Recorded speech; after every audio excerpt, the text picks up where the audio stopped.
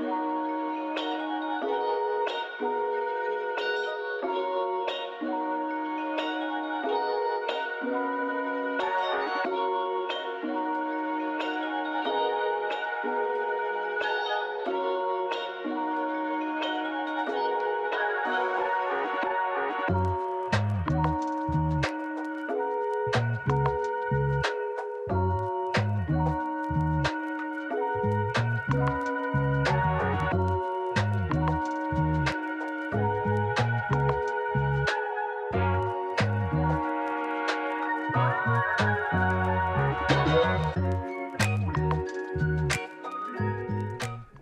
and happy today your way. I'm your host, Chuck Beard, coming to you from the NECAT Network PEG Studios right here in Music City, and this is Metro Arts Forging Ahead. One show in the can and more to come. Every episode we put together will welcome 3 Nashville artists who you may or may not know already from their various professional titles and roles around town. Every episode we do will always feature 3 categories of Nashville artists. One will be someone who works at a local arts organization or arts-related nonprofit. The second artist will always be an independent professional. And the third artist will be someone who is also an employee within the Metro Nashville government. We will hear a lot more from everyone throughout the show, but I want to briefly introduce you and say a quick hello to each of our featured guests for today. First, the artist who works at a local arts organization or arts-related nonprofit is someone who puts the forge to the night in Metro Arts Forging Ahead. A sculptor by passion and trade, and the director of operations at the Forge Nashville by day and most nights, I'm super excited to get to learn more about Erin Hewgley. Erin, thanks for being here with us today. And please applause if you want to. Yeah. Quick question to get things going, ice break. What is your favorite movie of all time? That would have to be a throwback to childhood and Say Anything. Awesome. And thank you so much for having me. Thank you. Lloyd Doppler here. Next, for the second artist of the evening, the one who is an independent and professional who always finds time to be their best artist self, I can't think of a more vibrant artist who puts the word independent in everything she does. A poet and social practice artist, a TEDx speaker, and a former university professor who was named by Essence magazine as one of the 40 favorite poets. The Stephanie Pruitt-Gaines has recently created a 10,000 square foot interactive poem you can walk through, touch, taste, smell, hear, and see for yourself in her new venue called the Creativity Bar. Stephanie, honored to have you, and thank you for being here. Hi, Chuck. Glad to be here. Thank you for having me. Awesome. And for you, to kick things off, what is one of your favorite songs you've listened to the most lately? Oh, gosh. So lately, it's actually a version of Row, Row, Row Your Boat, but it's like a tricked out hip hop version, and it's getting me through some of those challenging moments. I'll just keep rowing. We had a conversation early in the hallway. Somebody else came in here and asked the lyric of, was it row, row, row your boat gently down the stream or up the stream? It's down the stream. Okay. Yeah. Thank you for clarifying. But sometimes it feels like we're going upstream, right? Yes. Okay. Or to just throw your paddle in the water. And so the third artist, the artist who also works within the confines of Metro Nashville system, is someone who earned an MFA in book arts at the University of Alabama, Roll Tide, and chose not only to create original book art everywhere she lives, but she also pursued a career of ensuring equitable access to books as a librarian. Annie Herlocker is someone who has a 14-year career working in Middle Tennessee libraries, the past 9 of which have been at Nashville Public Library as a branch manager. She is currently the branch manager at the Bellevue branch, and she also has her artist books in more than 15 special collections in museums throughout the U.S. and North America. Annie, thank you for being here, and I say this on behalf of all book lovers. Thank you so much. I'm so happy to be here. Awesome. And who is your favorite author? Trick question. Okay, so as a librarian, I try not to play favorites, but I love to check out cookbooks. I have 2 kids, children's books, biographies, parenting books, a little bit of everything. Awesome. Thank you for being here. And if you're a longtime viewer, meaning you saw our first episode, you already know we always feature an artist doing a live painting to capture the essence of what each episode becomes in real time. The canvas in the live painting is provided by Jerry's Artorama, and the other materials for the artwork are provided by Turnip Green Creative Reuse. All 10 paintings of the first season will be featured throughout the hallways of NECAT Network until the pop-up exhibit in December for the live season finale at the Forge Nashville. Today's live painter is someone you've seen on our show before, Dr. Megan Jordan. Dr. Megan Jordan is a Southern self-taught artist and sociologist whose work blends art, social justice, and research. She uses her creative practice to tell stories, engage communities, and drive collective action for social change. Dr. Meg, thank you for capturing the moment, the conversation, and just for continuing to be you. Awesome. Thank you for having me. Yeah. Can you tell us maybe some of the things you learned from the last episode, and then also what you're excited about today, but without giving too many details? Yeah. What I learned from the last episode. Honestly, we have a vibrant art community of just like a wealth of knowledge. So I'm excited to hear stories today from our panelists. And what I'm excited about, that's what I'm excited about. And I'm also excited about this painting that we have over here that will get filled in throughout the session. And I hope y'all can guess the theme, but I won't give that away. Yeah. Awesome. Thank you. And you'll notice that from the promo to the scene today at the table, we do not have Big Fella here. He is very much alive. But our hearts are with him and his family after experiencing a loss in his extended family, while at the same time this week experienced a new addition to the extended family as well. So he needs to be with family this week and this month, and we look forward to seeing him again soon. The theme of this episode is Valentine Worthy with For the Love Of. And I wanted to relate that with speaking about Big and his family and the experiences in art. And I know for me, being an artist and a writer, like I grew up with a family of, my mom was one of 11 kids, so just capturing all the stories and the different characters in my family, I was able to just take notes of what I wanted to do, what I didn't want to do, and things that were happening in my life. And last episode, throwing it back to Dr. Meg, had an interesting family interaction with somebody that you knew was your family but never had met? Yeah. So Rashad the poet and I are cousins, and I learned this just a few months ago when I went to a family reunion and met his mother, and she was like, "Oh yeah, I have a son who's a poet and he's in Nashville too." And I'm like, "What?" So yeah, our first time meeting was on the show last month. Yeah. Maybe a potential collaboration. Yeah, I mean that'd be cool. Yeah. Well, the guests over here, I'll just go ahead and start with Erin.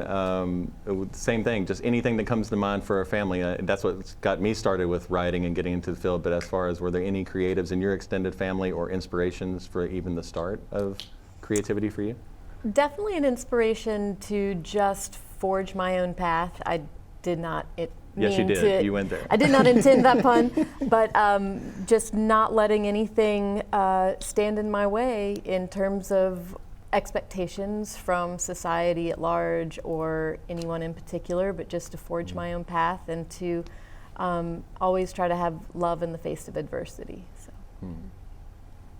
Skip over. Annie, did you have anybody in particular that was like a creative in your family, or maybe even a mentor that threw your way? You know, again, not that I know of, but libraries were definitely a big part of growing up, and I think that's what ultimately kind of brought me into art, and then it wove back over to library. So it's been an intertwined path for sure. Cool. Yeah. And Stephanie, is there anybody that you kind of tap into their story even today, like creating or anything you want to add to what they've said, really, honestly? Yeah, no direct overt artists in my family, but lots of creative people who express their creativity through cooking, through sewing, a lot of things that had a practical bend to them, but they always brought their flavor and unique kind of creativity to it. But my mother was definitely a creative way maker. I often got in trouble as a kid for writing and drawing on the walls and the sofa cushions, and after months and months and months of this, instead of just getting in trouble, my mother decided to line the bottom half of my bedroom with butcher block paper so I could just write and color and draw to my heart's content. And so she was definitely a way maker when it came to creative expression. That's awesome. Cool. Well, speaking of family and in recent stories too, Erin, I mean, not that you have to give the names away, but I think I recently saw in the Forge that it's like actually somebody getting married there soon. So it's like, we can talk about the Forge in a little bit as well, but I didn't know if that was something, or you see that a lot in the creative workspace as far as people learning other people's art, loving each other's people art, and then maybe taking it a step further in that case, or if you want to share that story. Absolutely. Jake and JB, who own Omo Furniture and Fabrication, incredibly talented steel fabricators, and JB, she's also an amazing woodworker. They brought their making to the Forge. They have their business there, and they're going to get married there. So we're very much, we're a family at the Forge, and it's an incredibly unique, special place. The relationships are awesome, just to see everything that happens in terms of the creative processes that take place in the cross collaboration, but the relationships. We always say we're like 51% community, 49% tools. So that's great. Going back to the library aspect of it, Annie, as you take a sip of water to clear your throat, you know, I mean, I had a similar experience of like, that's where I took field trips and I learned to love the library as a kid, but it also seems like there's various other communities that come there, kids of all ages, I guess. I didn't know if like what your experience is with just family and in that regard, for the love of reading, Yeah, love of reading. My mom was also crafty, I will say. I was really into, as a kid, fixing things and making new things, and it was definitely heavily supported in my family. But yeah, libraries, huge intersection of all types of arts and crafts and all different things. So definitely remember going to the library and attending shows back in Indiana, and is a huge part of sort of like my creative memory. So yeah. Cool. Yeah. Awesome. And real quick, Stephanie, I know we're going to get to it in a minute, but how has your family helped with the creativity bar as far as that coming together and just making that a decision to go forward? Well, it's been such a team effort. I mean, starting a new business venture, especially a brick and mortar in these days when so many things are closing and all that is a risky endeavor, but my family believes in it. They've been curious about it. They've physically been there for months and months, you know, throughout the renovation, and, you know, just having a group of people who cheer you on along the way, whether or not it's their jam and, you know, they're really like actively into the arts or not, just seeing the value of it and being there every step has been the difference between it happening versus not. Awesome. Just another reminder, we're not alone in anything, but we're grateful to have each other. I appreciate Absolutely. that. All right, well, we're going to take a quick break, but when we come back, we'll get to hear more from the featured guest about the why behind what they do for work and art, and we'll be right back. Metro Nashville Arts Commission, or Metro Arts, is the Office of Arts and Culture for the City of Nashville and Davidson County. We believe that arts drive a more vibrant and equitable community. We strive to ensure that all Nashvillians have access to a creative life through community investments, artist and organizational trainings, public art, and direct programs that involve residents in all forms of arts and culture. For more information on Metro Arts, visit us on the web at metroartsnashville.com. Hello, I'm Annie Herlocker, Regional Manager of the Bellevue Branch of Nashville Public Library. You are watching NECAT. MPL's mission is to inspire reading, advance learning, and connect our community. To find out more about MPL's collection, programs, and services, visit us on the web at library.nashville.gov. Coffee Talk with Metro Arts is a monthly, sometimes bi-monthly, community gathering where artists, neighbors, and those looking to get involved in the Nashville art scene can connect and share their stories, learn about upcoming projects and opportunities, and meet the people creating exciting new art in Nashville, all while enjoying a nice cup of coffee. For more details, visit us on the web at metroartsnashville.com. All right, welcome back to Metro Arts Forging Ahead. I'm your host, Chuck Beard, and if you're just now joining us, our guests today are Erin Hewgley, the Stephanie Pruitt-Gaines, and Annie Herlocker, and Dr. Meg Jordan on the live painting.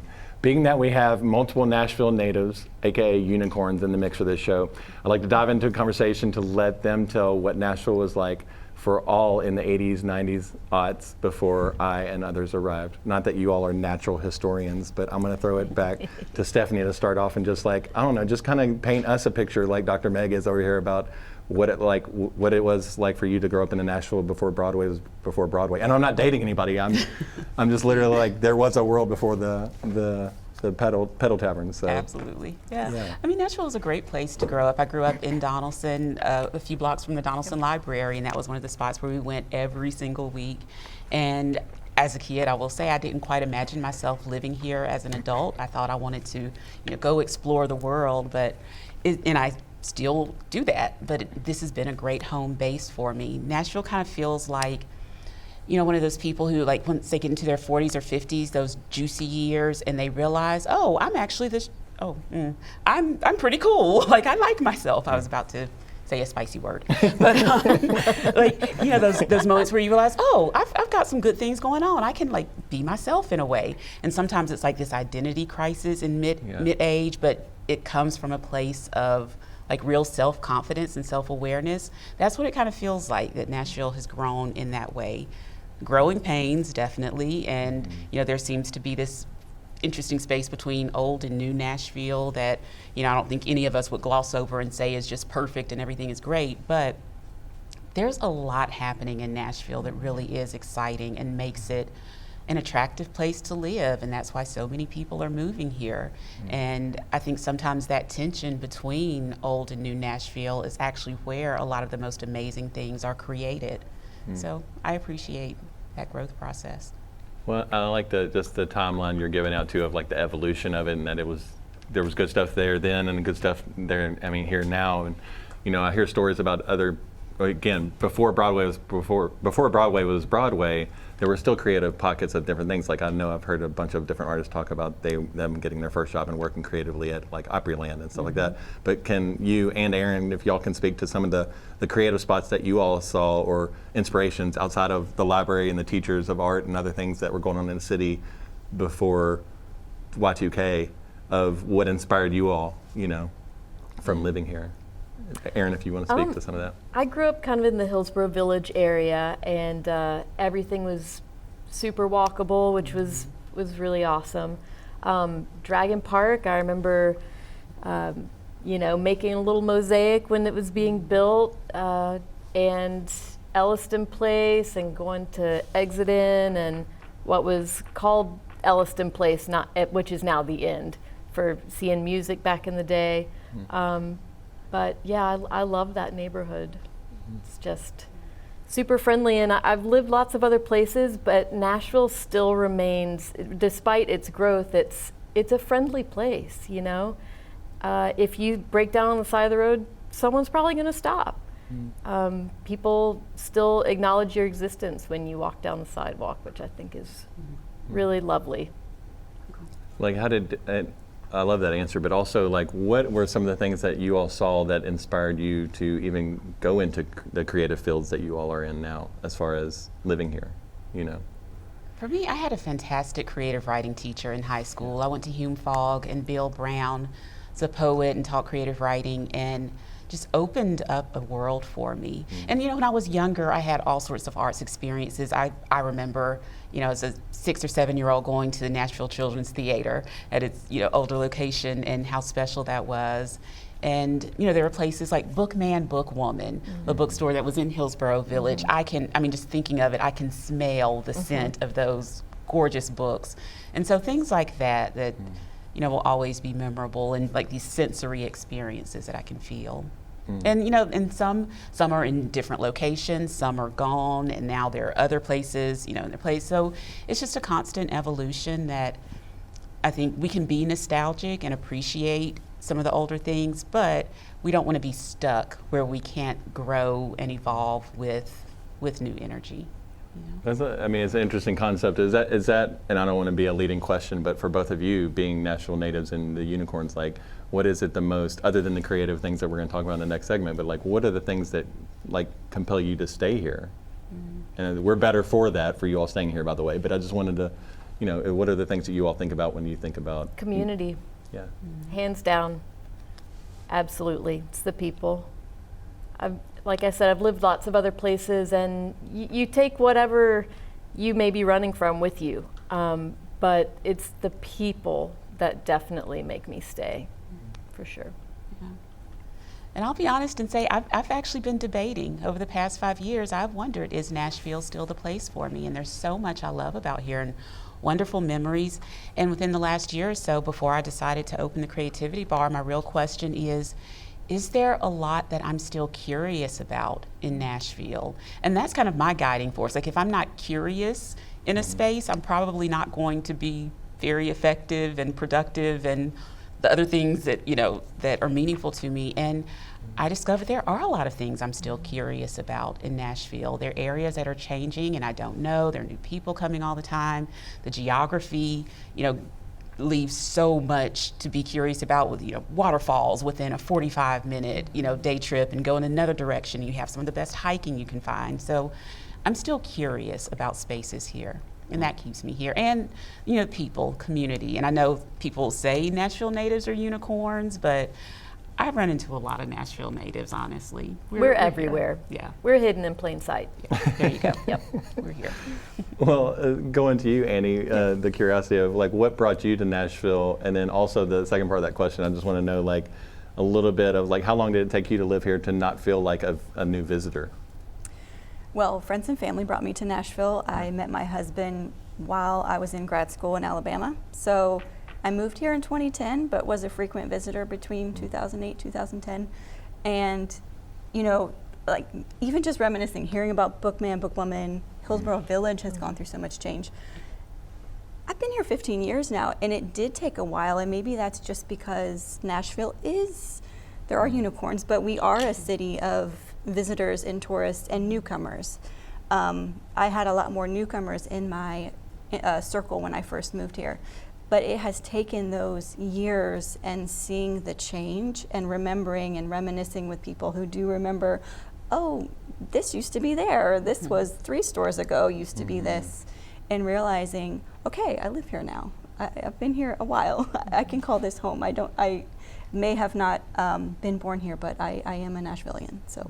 It was really interesting. I think I moved here around the same time as you, 08, 09, and I think I didn't feel like this was home until a couple years later when I actually started doing stuff and then being in the community, like you said, the communities that we make and the projects that we're doing and creative circles that we run in, and I always looked at it as like a tree with the lines and the years and stuff, and it's like 08, I'm new to town, but by 2012 with different projects and all of us doing things, it was like that next ring, so you're in that ring. So it's not comparing rings and comparing to you just got here 5 years, but we're living so many lifetimes in each of those different creative project elements. Dr. Meg over here, I want to ask you, I know you're not a Nashville native, you know several Nashville natives. What was your story about coming here for the first time and making it home?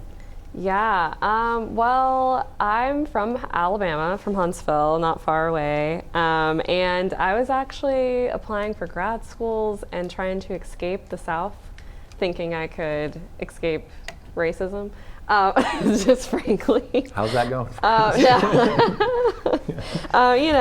There's things you can't escape. So Nashville is the place that chose me. Vanderbilt paid the most, so I decided to get my degree here.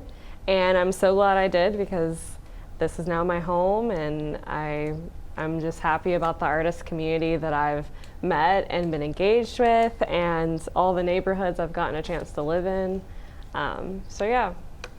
Yeah, no wrong answers here. Well, while we have you here for a minute, and you've got the paintbrush down on the side, can you kind of explain what's going on your painting and what you're thinking about with the show so far?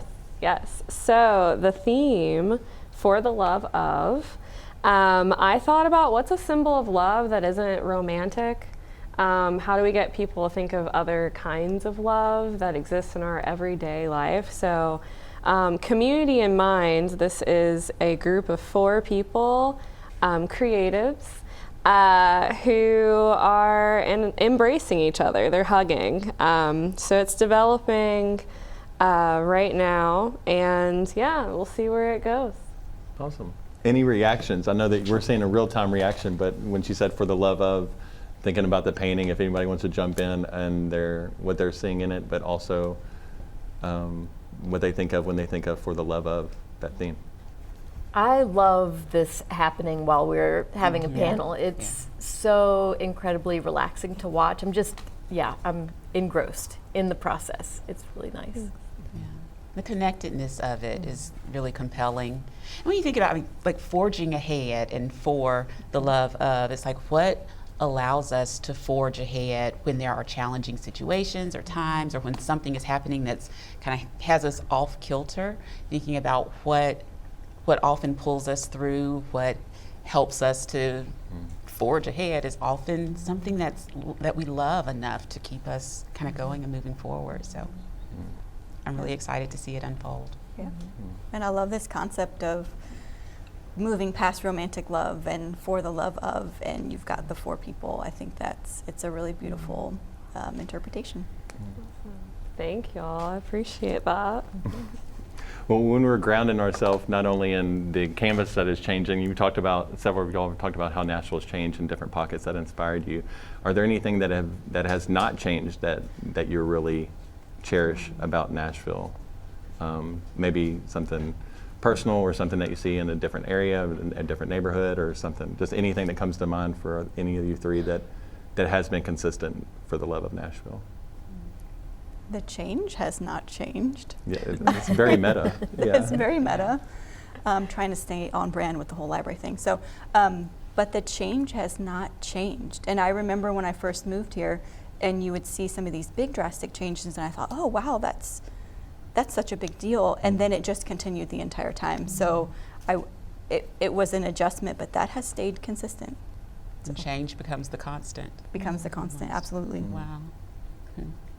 Yeah, my wife always says, like, at certain spells of living here, they're like, oh, we want to move here, or another friend moves somewhere else, and like that would be nice and all that other stuff. But then I think it was maybe outside, well, not after the pandemic, because we're still kind of in it, but maybe in 2023 where she looked around and hadn't been out for a while, and then there's so many more buildings up, and then going into another neighborhood where we are in our own bubbles even when we're not wearing masks, and being like, oh, our whole city has changed and we did not move. So if you stay anywhere long enough, like you're saying, it's just everything changes, and just being aware of that.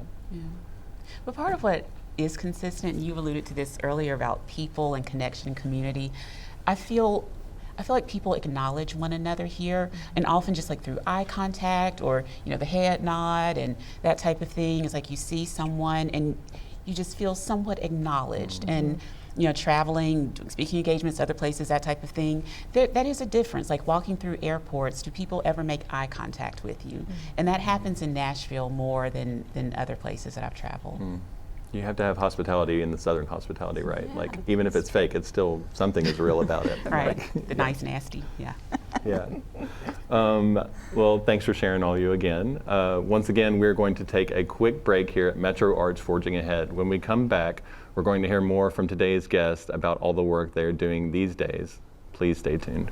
The Forge Nashville mission is to give more people affordable access to the professional tools, space, and support they need to succeed as a maker and artist, and to provide new opportunities to youth and underserved communities. Welcoming beginners, passionate creators, and aspiring entrepreneurs, The Forge changes lives. The Forge has a place for everyone. Whether you're looking for a full table in a shop, a community co-working space, or just want to support Nashville's makers. To find out more, visit us online at theforgenashville.org. The Forge Nashville. Meet your makers. Hello, I'm Stephanie Pruitt-Gaines, poet and founder of the Creativity Bar, an artsy playroom for grown-ups. You can learn more about us at www.thecreativity.bar. And you are tuned in to Nashville's favorite station for the arts, education, and free speech, NECAT, home of Metro Arts Forging Ahead. To learn more about how you can start your own show, visit them on the web at necatnetwork.org. Did you know Metro Arts and Nashville Public Library have a free lending library? Library card holders can choose from a selection of artworks by local Nashville artists and borrow for up to 3 months. The collection includes framed paintings, photographs, and mixed media. After 3 months, bring the artwork back and borrow a different piece. Available at Donaldson, East, Green Hills, Hermitage, Madison, Old Hickory, and Southeast branches of Nashville Public Library. For more information and to browse the collection online, please visit library.nashville.gov. All right, welcome back to Metro Arts Forging Ahead. I'm your host again, Chuck Beard, in conversation with a few Nashville artists who inspire me and many others in this city. We've been talking a lot about the new and old Nashville, that we know and love. And I'd love to dive into a specific set of questions of how one artist, Annie Herlocker, loves books.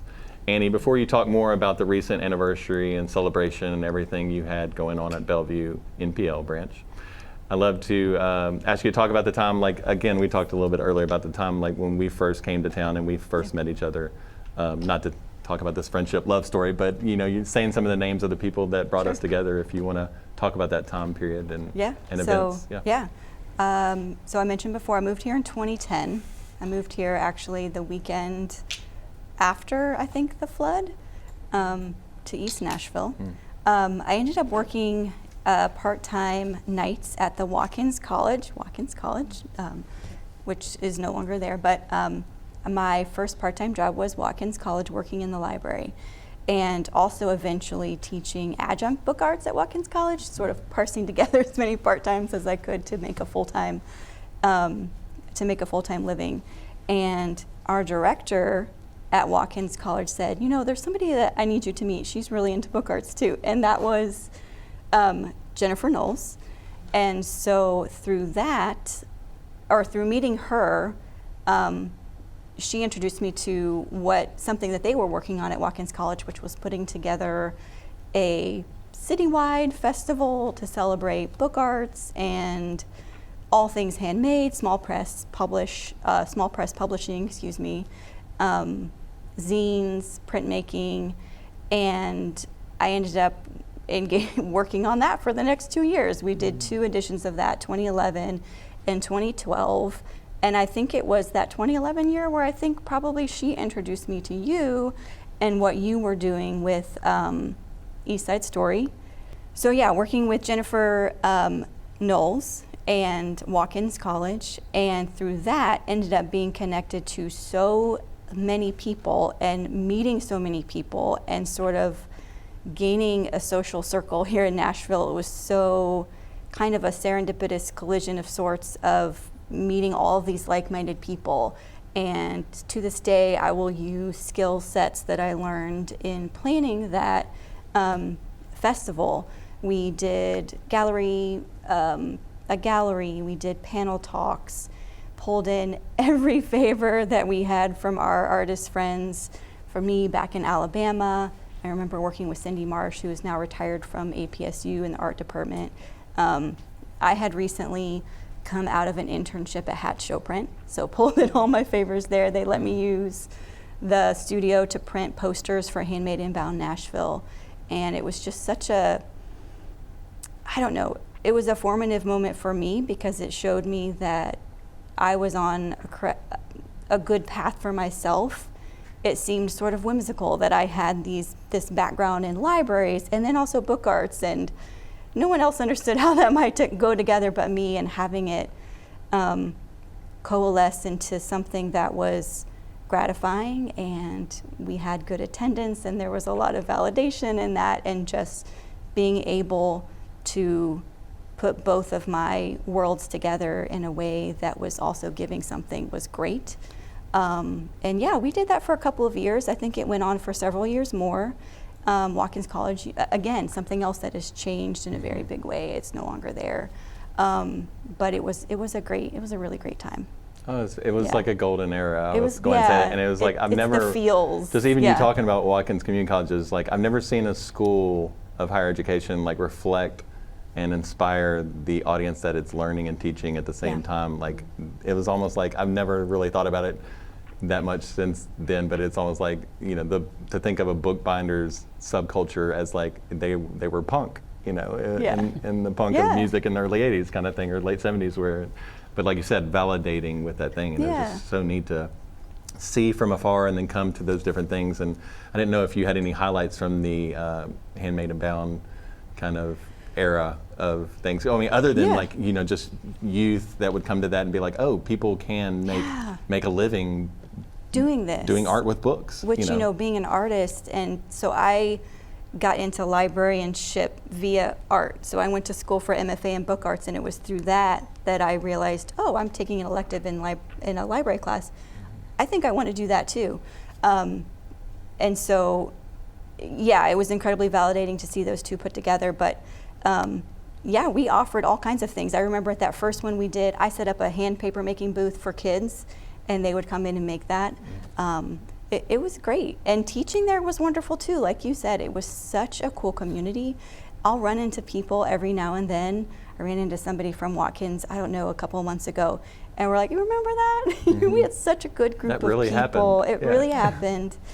Everything worked together. It was, like you said, a little bit of a golden era, and then the catalyst for meeting so many people and meeting so many like-minded people. When you think, oh, book arts, you're not going to run into people that are into that. Yeah. And I was so lucky that really in the first couple of years of moving to Nashville, I met so many. You were one of them. Into the, like you said, it is kind of punk, this zine and small press publishing, and creating to create and disseminating in whatever way you can get that information out in a very tangible and familiar format as a book. Yeah, it was really nice to have that festival and to more than that, be behind the scenes working with the people that we worked with. We actually, that was my first introduction to some of the people at Nashville Public Library. We had Liz Coleman from the main library helping out with that as well. So when you think about, like, again, the celebration of the Bellevue branch anniversary, like, what are some of the things that, not only with that celebration, but the things that you bring from that experience of Watkins and that community into now being an official Metro employee and getting that same feeling of love and teaching within the community you have there? Yeah, so it all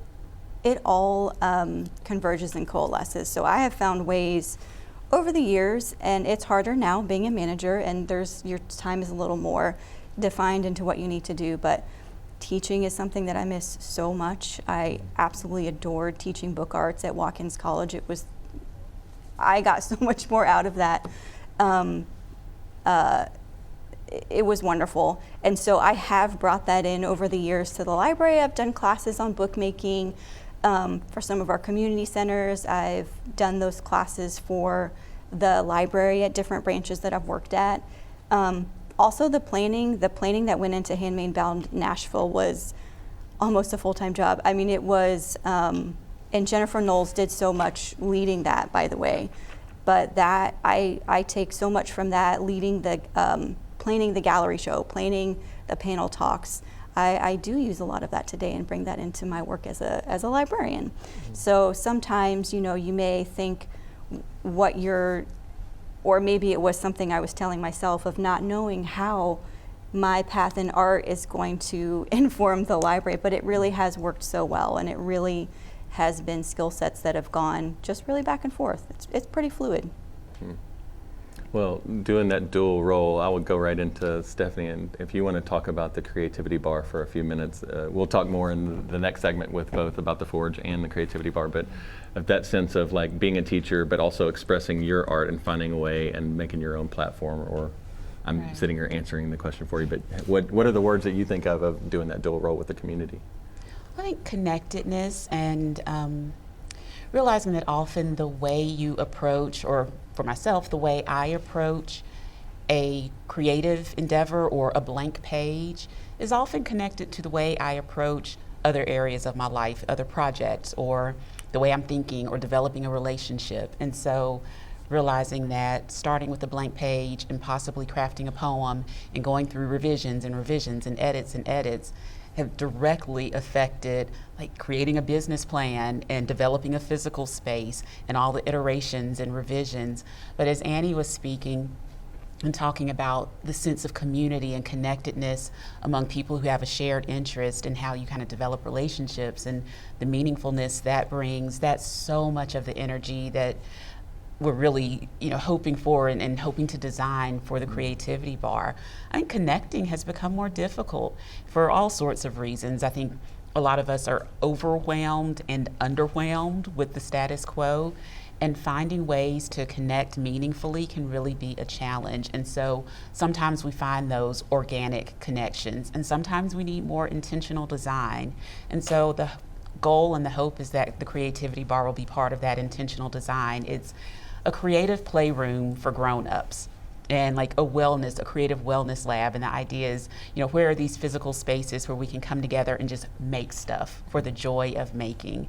And so there's some kind of creative co-working going on. Some people come and bring their projects in. Other people just show up saying, all right, I have left-brained myself into oblivion and counted and quantified and all of that. I need to just do something creative. What do you have? And we have all sorts of activities, and it's a really compelling space that actually Dr. Meg and a wonderful, in addition to Dr. Megan Jordan and a wonderful local artist, I think a lot of us know, Andy Rudloff, helped to bring to life with murals on the walls.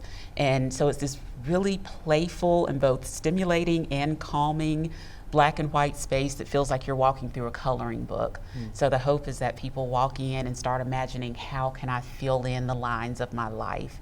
And and it's, again, like Annie said, it's finding connection, whether you're connecting with yourself or connecting with others through creativity. And, filling a blank page, writing a book as a poet, filling a space, connecting ideas and people. It's been a similar gesture. We'll come back to that in the next segment for sure, and then also the Forge. But Dr. Meg, she called you out, so can you give a quick impression on what it was like for you to be a part of that beginning and what you did with the walls, but then also give us a little shout out of where the canvas is too at the end? Yeah, so honestly, the Creativity Bar is it's like a safe haven fairy tale, like you're walking into magic. So working on that project was awesome because I felt like I was thinking up Alice in Wonderland and really just stepping into a fictional place. So it was great to play, and I hope that it inspires people to play when they're there. And so about the painting here in front of us. We're developing the folks' clothes right now. Just trying to bring in some little Nashville. So there's some fringe on this jacket, which you'll be able to tell in the final one a little bit better. I'm excited about this embrace that's happening, and it goes along with the conversation we're having about community and support, and just like an artist network that's healthier, and having space is important too, which we've also touched on, especially with the Creativity Bar and other public spaces like a library. Those are communal spaces that allow community to happen and connections to form. But anyways, I'll stop ranting. But thanks so much. Awesome. Well, we're going to take a quick short break before our final segment. We'll be right back. What's NECAT? A place for anyone. Sure. NECAT Network. That's Nashville Education, Community, and Arts Television. Everyone knows that. But did they know that NECAT runs 3 television stations that serve counties all over Middle Tennessee? We know that! But what a lot of people don't know is that NECAT is also an active community partner. That's right. We're more than a television network. We love Nashville, and we love supporting as many organizations any way we can. From Friends Life to Nashville Predators Foundation, NECAT provides studio access and training to help community organizations. So when you think of NECAT, remember, we're way more than a television station. We're Nashville!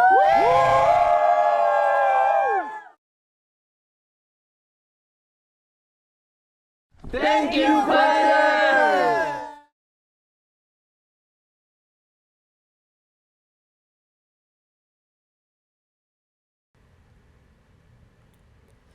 Suppose for just a moment you were Nashville's government. You have a bit of money and you want some to be spent. And keeping Nashville beautiful's a priority for you. You want to help your people out too. What would you do? You could start a Metro Arts. 15 citizens on a commission. Art is what they know. Them and 5 committees decide where the money goes. And dedicated staff to see that all the work gets done, making Nashville better for everyone. You could start a Metro Arts. Public garden grants would each play a part, occasionally embroiled in scandal, but it's nothing you can't handle. You should start a Metro Arts.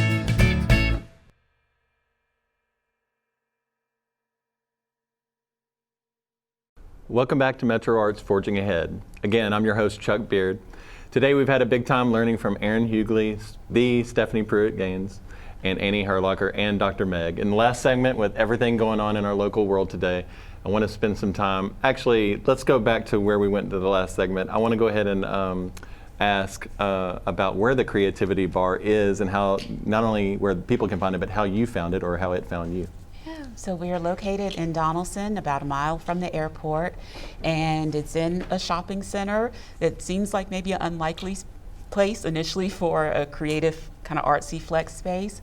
But I really wanted to be in a neighborhood. I felt like, you know, communities really need some enticing spaces and, you know, beyond Broadway, and I know Broadway's doing a lot for Nashville, but wanted to really have something in a community. And it was a really unlikely coming together of forces. You know, commercial real estate, as all of us know in Nashville, is quite a premium.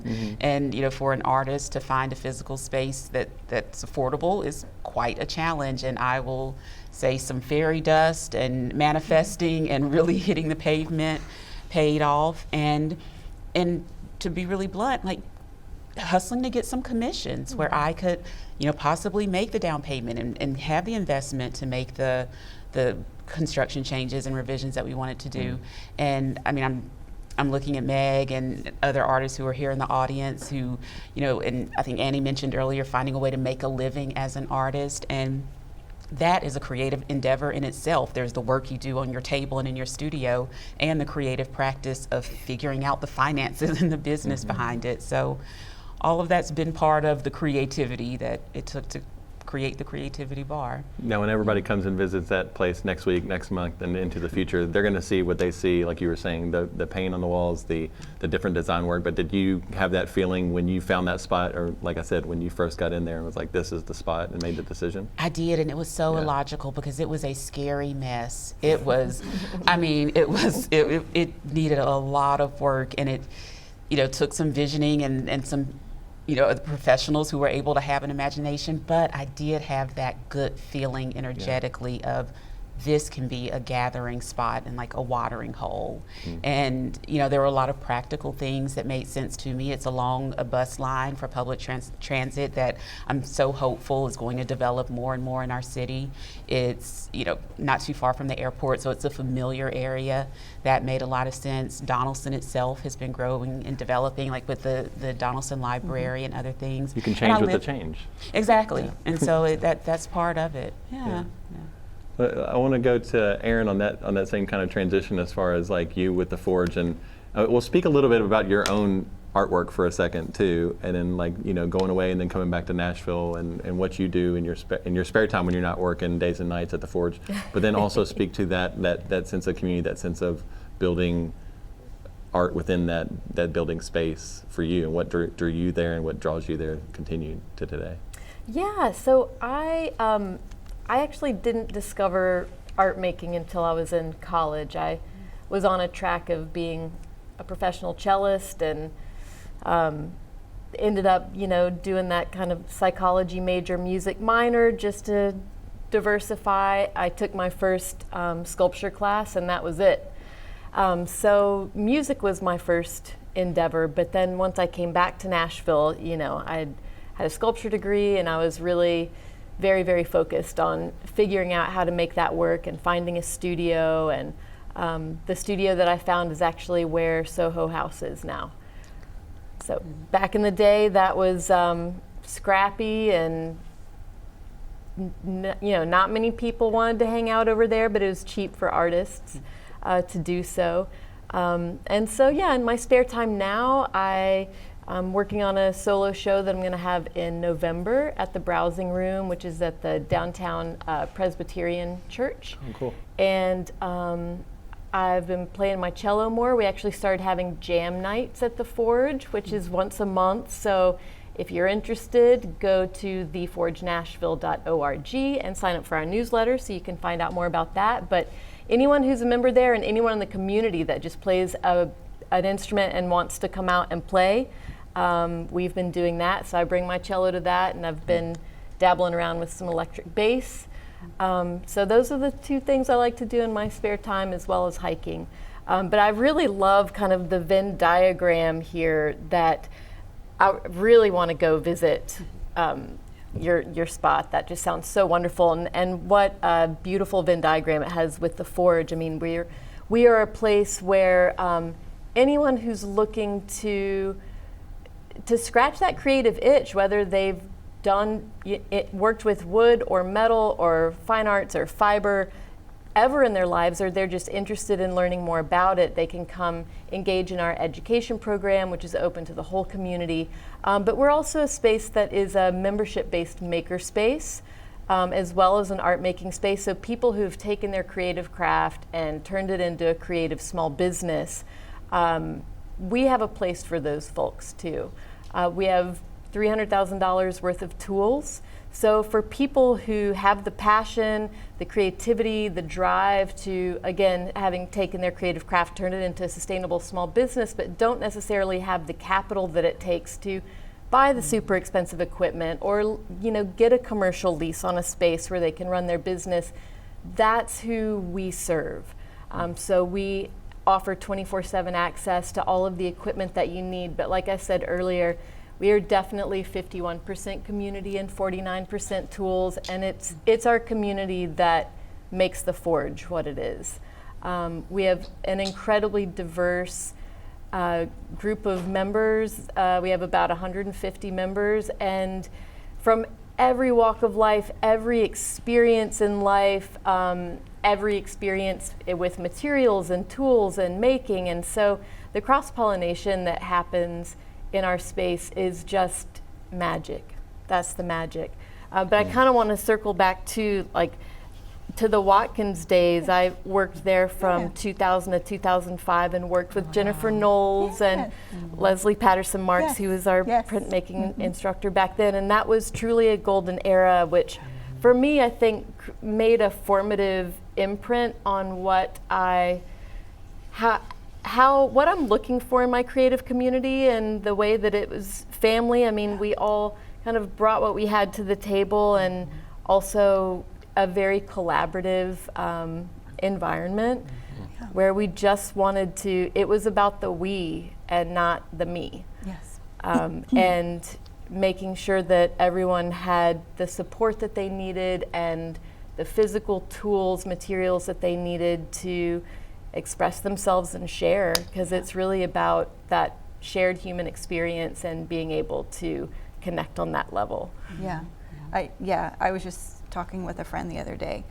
Watkins College, in my time there, it was such a positive, supportive environment. And in the midst of all you're doing to develop your art and yourself, you're also helping the students develop, and it was just it was a really lovely time. Yeah. It was a really lovely time. I'm curious, Chuck, how did you bring this together? And talk to me about, because it's amazing and really interesting to have, a Metro department, individual artists in private work, and then a nonprofit, and another individual artist, and then, the song that was played, referencing Metro Arts and the work that the city does. And we know there's just been a lot going on in Nashville and really all over when it comes to funding and, specifically Metro Arts and everything. But the theme of Forging Ahead is so interesting to me. I would love to hear and understand kind of what this space and this conversation is about for you. And you all said yes. This is the first step of everything. It's really like any of the events that all of us do are different things. It's picking the hat you want to wear that night and being around other people that are inspiring to you, and then whatever is said is what you're supposed to hear that night to take your next step in the next morning, because no matter how good today is, tomorrow we wake up with that imposter syndrome or some level of why am I doing what I'm doing? And some of us talked before the show as far as and especially right now, not to get too political, but it's just the arts is always the first to go, and especially in Black History Month right now, it's not only celebrating Black History Month and the artists, but how are we appreciating each other? And the common thread tonight is just the resounding refuel that I'm going to have tomorrow is just that definition of community, and not just something that's theoretical, but I look outside my door and I can go to the creativity bar, I can go to your branch at the library, Bellevue, and then I can go to the Forge all in the same day and just instantly see people making and creating. And I don't know. It's the other reason of like, what else are we doing here? Because it doesn't really matter if we're not creating. So I don't really have a thought out answer, but I just really reflecting the light that y'all are throwing our way, and just community keeps on hitting me. So it's like, again, just maintaining, sustaining, and building more of a community with the new people and the old people and whoever's going to be here at the table on this given time. So I think that's thanks for asking. Yeah.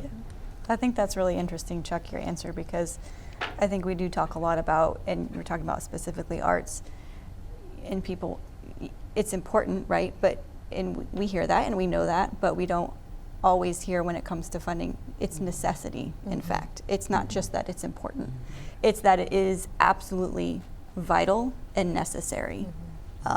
It needs to be funded so, yeah. I'm going to do one more quick shout out to Meg, if you want to talk where we're at, and then we'll do a big final send off. Yeah, well, I'm just filling in the color. For the most part, I think I picked most of the colors. I wanted something vibrant to have like happy and also diverse representation of what our art community is. So yeah, I feel like this community piece is what we touched on the most, community and collaboration and the importance of space and funding for that.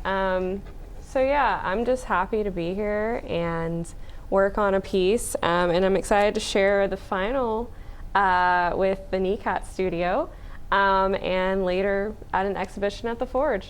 So thanks for that.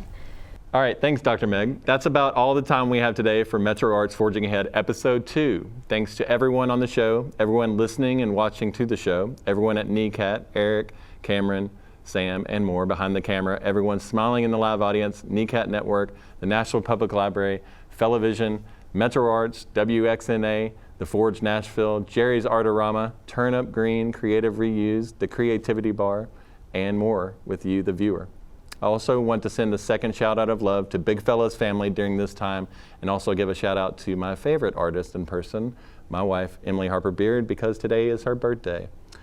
This being the second show, everything is a tradition, so we are going to end every Metro Arts Forging Ahead episode this season with the final word, as it should be, from one of our featured artists. Before she does what she do, I want to say this past year at Metro Arts has been a wild ride, but I certainly want to sincerely thank you all for tuning in here today and for staying tuned for more great stuff from our collective community in Nashville. Handing the curtain call back to Stephanie Pruitt-Gaines with the final words of the day. One last time, my name is Chuck Beard, and I hope you're feeling better about your Nashville world after listening to some of our creative friends and seeing how they are making Nashville and the world a more beautiful place. Stephanie, please share your power. We are going to do just a very short, quick chorus poem. I think mark making is really vital, and we want to leave our marks that, Meg was here, Chuck was here, that you see written on a bathroom wall. You're like, oh, that's graffiti. No, it's people wanting to leave a mark. So we're going to just leave a quick mark. I want you to think of one word, one thing that you are forging through. Maybe a challenge, a concept, an issue, something happening in the world that you are maybe struggling or trying to forge through. Darkness. Okay, so hold that, and so everybody has that one word, and I want you to think of one word, one thing that you're trying to make that's helping you or pushing you to forge through. So the challenge you're forging through and the compelling thing that's pulling you that you're making.